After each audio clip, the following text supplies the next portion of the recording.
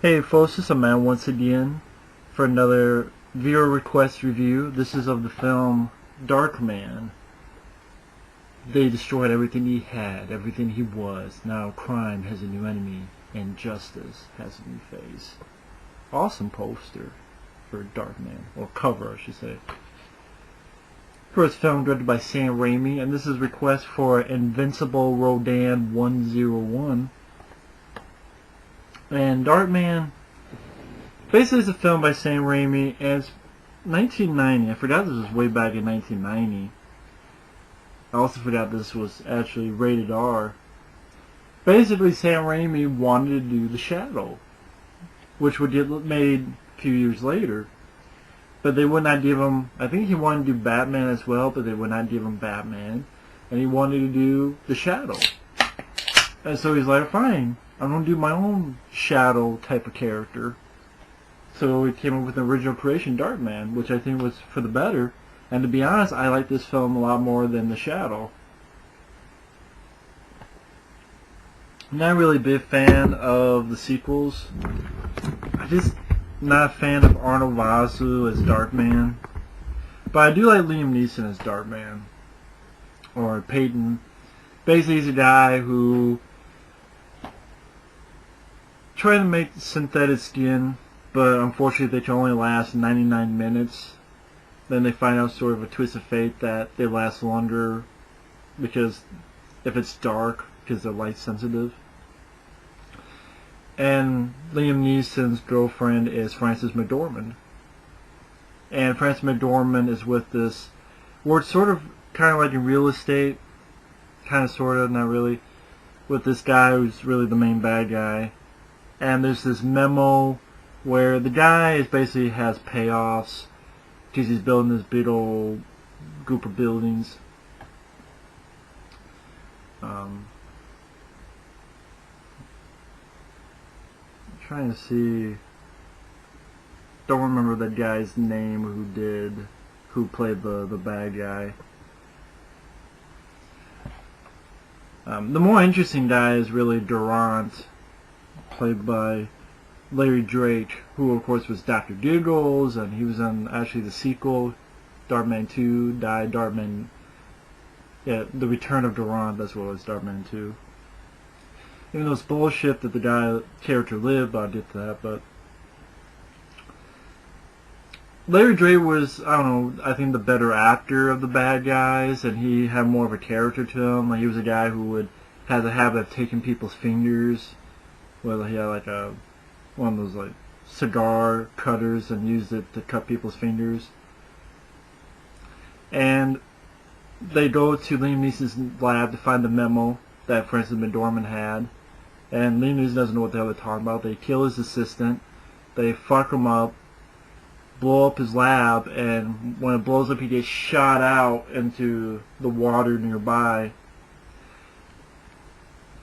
Time later he's in the hospital, and they've given him sort of this experimental procedure where they remove some neurons in his brain that delivers pain. So now he can't feel pain at all. But what happens is that the brain has to do something since it can't feel the pain. You have immense emotions of anger, rage, that type of thing. And that also adrenaline too, so he gets a little bit more stronger, a little bit more strength. And he escapes and basically wants revenge. And you have actually Sam Raimi's brother Ted Raimi, like, sticks his head out of the manhole to get run over by a truck. He's able to make faces of other people and trick them in order to like steal their money and stuff like that, and frame them. Like, he frames this guy, and Larry Drake, Durant, and others are like, "Where's the money?" He's like, "I didn't even go anywhere. I don't even know how I got dressed. I was in bed all day." And they throw him out the window. And he wants to get back with Frances McDormand. And I got to talk about one scene that's really crazy. What's nice about this film, Liam Neeson does a solid job as Peyton, especially at Darkman. The effects, Tony Gardner and Larry Hamlin did the makeup effects, excellent makeup effects with Darkman. Because he's in bandages. You can't really see there, but he's in bandages, and really, this is how you do burn victims. Not like the Elm Street remake. They should have taken notes from this. Or the original Elm Street, but hell, at least... Oh, fucking look at Darkman. Darkman is scarier than Jackie Earle Haley's Freddy Krueger. Darkman beat the shit out of that Freddy. But... great makeup effects. Liam Neeson does a solid job. I like the score by Danny Elfman. Can't believe... I think Dick Tracy was 1990. I think Danny Elfman did the score to that as well. And to be honest, I think this score is a lot better than the score to Dick Tracy. I think Danny Elfman did the score to Dick Tracy. This is a hell of a lot better, though. Larry Drake again plays a fun villain, solid actor. Oh, the scene I want to talk about is when they're at the fair and Liam Neeson wins the pink elephant. And Sam Raimi does a lot of great job with the camera work, camera techniques, brings a little bit of Evil Dead style into it. The craziness too, like when he goes in his rage, it goes into his head, and like the weird images he sees there, like electricity cracking through the walls, or I just watch the film to know what I'm talking about. But it's like, I won pink elephant for my girlfriend. What you did lost, buddy. And basically, he takes his fingers and twists them, but it's almost to a point where it's almost as if they didn't want to have this an R-rated film, but they gave it anyway.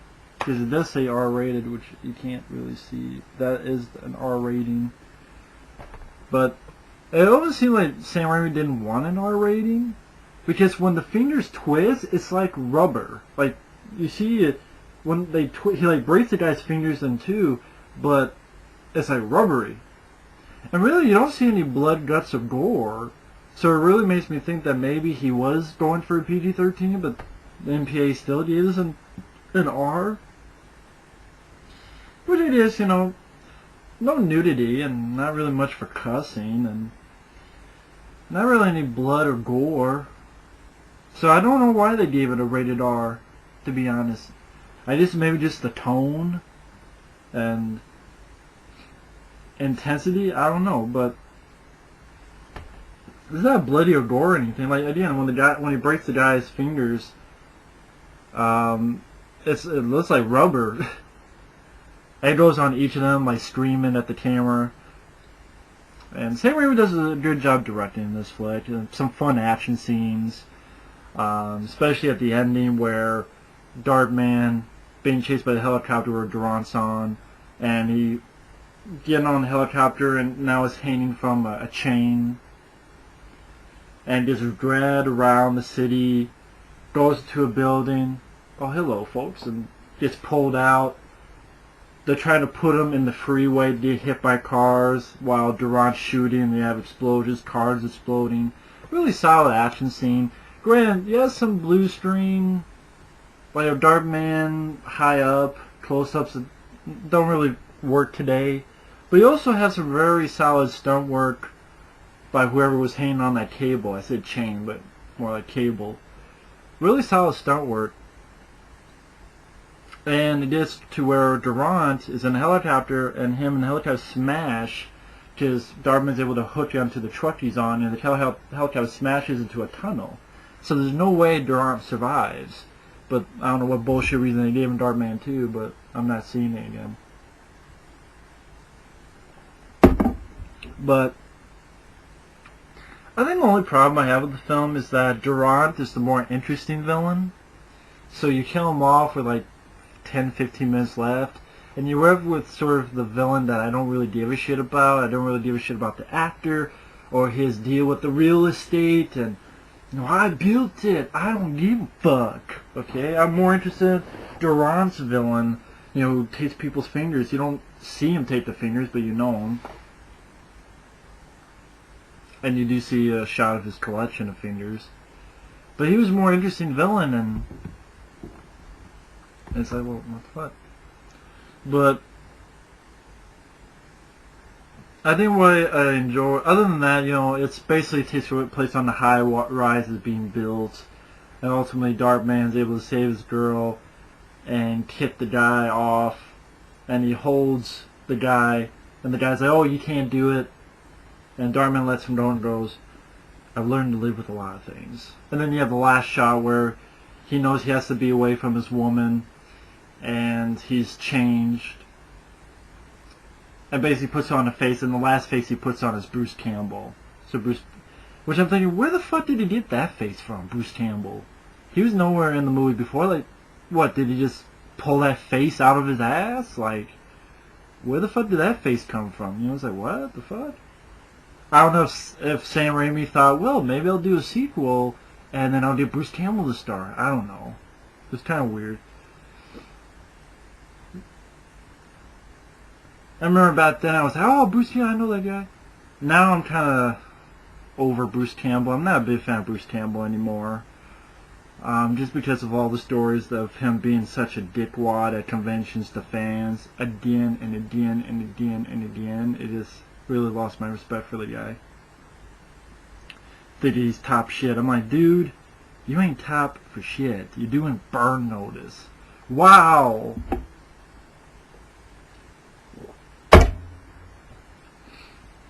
But anyway, Darkman, I enjoy the film. I think it was nice that Sam Raimi actually created an original story for the flick. Liam Neeson plays off well, that sort of Phantom the Opera type. Birdman, trying to control his rage. I like the tone of the film. You really feel sorry for the characters because he had nothing to do with it. It wasn't his fault. It was his Frances McDormand's dumbass thinking, this guy I'm working with, I know he's doing illegal stuff, he wants his memo, and he said he knows someone dangerous like Durant, and then I went home, and then the person I love, his lab explodes, but I don't connect the dots too much. Laura, quit, quit the fucking job. So Frances McDormand's character is kind of a slow learner in this. She does fine. She's a good actress. It's just that character, I don't know. Kind of, altogether I'm fine because I like the actress, but you feel sorry for Liam Neeson. He didn't do anything. He didn't know what the hell the memo was, and he wasn't involved with it. He was a complete innocent guy, and thrust into this, and I like the look of Darkman. It's a cool look, and the idea of making fake skins. Although I don't understand how he gets the voice to sound like the other people. I understand you get the face, but like he sounds like Larry J. Durant and other people. How does that work? This Peyton guy, Darkman, just all of a sudden is a ventriloquist? Or he's the best impersonator in the world? I should say, not ventriloquist, but he's just a fantastic impersonator now? Like, what's the deal with that? Like, he's listening to a tape recorder, but just because you listen to a tape recorder, does that mean automatically you don't sound just like who? So, I've listened to Stallone 100 times in his movies, but I can't sound like Stallone. No. So, I didn't understand that, but I like the tone of the film, has a good pace to it. It's not too long, I thought. Got involved with the story. Liam Neeson was great in it. Larry Drake was a good bad guy. It should have been the final stand-up between him and Larry Drake, but that's my opinion.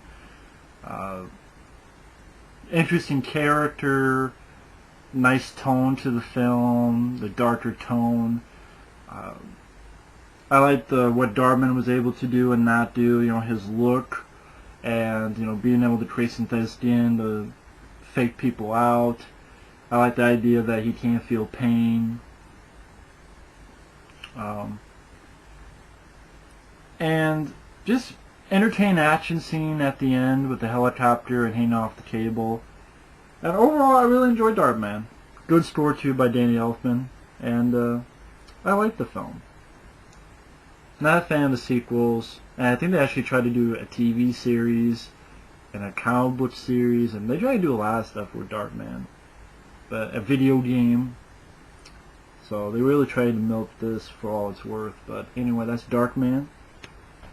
Thanks for watching, and take care. Later.